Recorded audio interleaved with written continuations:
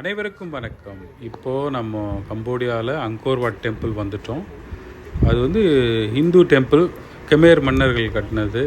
கிட்டத்தட்ட 1000 வருஷம் பழமையானது. யுனெஸ்கோ ஹெரிட்டேஜ் அங்கீகாரம் பெற்றது. இங்கே வந்து நம்ம பார்த்திங்கன்னா, நம்ம வந்து சின்ன வயசில் ஒரு 7th ஸ்டாண்டர்ட் 8th ஸ்டாண்டர்ட் நினைக்கிறேன், அந்த டைம்லேயே இந்த கோயிலை பற்றி படிச்சிருக்கோம். எனக்கு அப்போ இருந்தே இந்த கோயில் ரொம்ப பிடிக்கும்.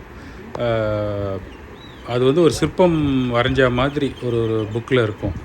பார்த்திங்கன்னா, இப்போது இங்கே நடந்து போகிறது, அந்த இடம்லாம் வந்து ரொம்ப நல்லா இருக்குது. இந்த சென்ஸ் ஏதோ ஒரு கனவு உலகத்தில் வந்த மாதிரி இருக்குது. நம்ம தமிழ்நாட்டில் ஒரு கோயிலை வந்து சுற்றி பார்க்குறது எப்படி இருக்கோ அந்த அனுபவம் இங்கே கிடைக்கிது.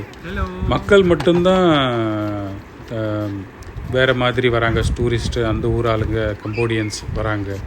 இப்போ பார்த்திங்கன்னா, உள்ளே வந்து என்ட்ரன்ஸ் வந்து ஒரு நாளைக்கு வந்து கிட்டத்தட்ட $37 ஒரு ஆளுக்கு, US டாலர்ஸ். சரிங்களா? அதுக்கப்புறம் லோக்கல்ஸுக்கு வந்து எதுவும் கிடையாது. இது பார்த்திங்கன்னா, இது வந்து அந்த கோயிலுக்குள்ளே இருக்கிற மண்டபங்கள் நிறைய வந்து செதஞ்சு போச்சு. ஏன்னா இந்த கம்போடியா அங்கோர் வாட் கோயில் வந்து டெம்பிள் வந்து ஃப்ரெஞ்சு எக்ஸ்ப்ளோரர்ஸ், அதாவது ஃப்ரெஞ்சு காலனியாக இருக்கப்போ ஒரு ஜங்கிள் வழியாக போகிறப்போ இதை கண்டுபிடிச்சிருக்காங்க. அதாவது ஒரு காலத்தில் கொடிகட்டி பறந்த சாம்ராஜ்யம் இப்போ வந்து ரீசெண்டாக ஒரு 2-3 நூற்றாண்டுக்கு முன்னாடி வரையும் காடு வந்து அதை அப்படியே அழிச்சிடுச்சு. இப்போ அதிலிருந்து ரெக்கவர் பண்ணி ஒவ்வொரு கல்லாக செதுக்கி எடுத்துகிட்டு வந்து திருப்பி வச்சுருக்காங்க நிறைய. ஸோ இது பார்த்திங்கன்னா கோயிலுக்குள்ளே சுற்றி வர பிரகாரம்.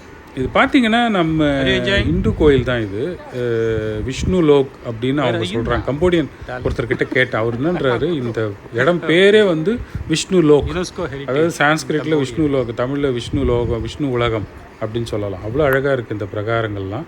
இங்கே பார்த்திங்கன்னா மாட மாளிகை அப்படின்னு சொல்லுவோம் இல்லையா, மேலே இருந்து கிட்டத்தட்ட இருக்கும் ஒரு 100 மீட்டர் உயரம் கூட இருக்கும்னு நினைக்கிறேன். 100 மீட்டர் கிட்ட ஏறணும், செங்குத்தான ஏறினா இந்த பிரகாரங்கள் வருது. அருமையாக இருக்குது.